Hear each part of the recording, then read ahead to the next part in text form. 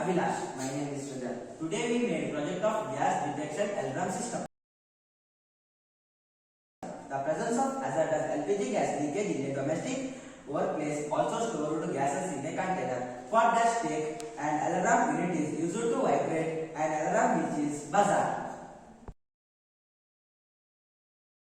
In this project, we used gas sensor, buzzer, 2 LED and Arduino Uno.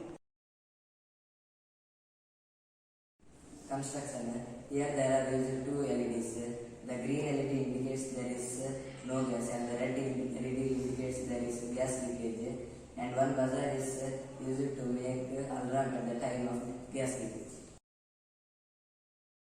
When gas sensor detects gas, the red LED turns on and the green LED turns off, and buzzer makes an alarm automatically.